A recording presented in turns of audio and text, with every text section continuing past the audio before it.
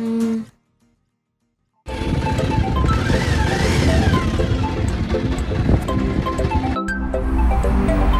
ఆ? ఇదేంటి ఇప్పుడు ఫోన్ చేస్తుంది?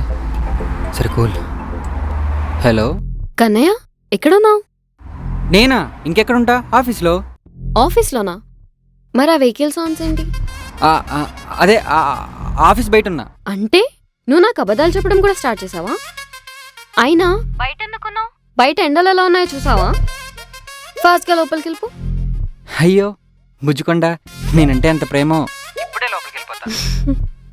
బాయ్. ఒక నిమిషం, నాకు స్విగ్గీలో బిర్యానీ ఆర్డర్ పెడతావా?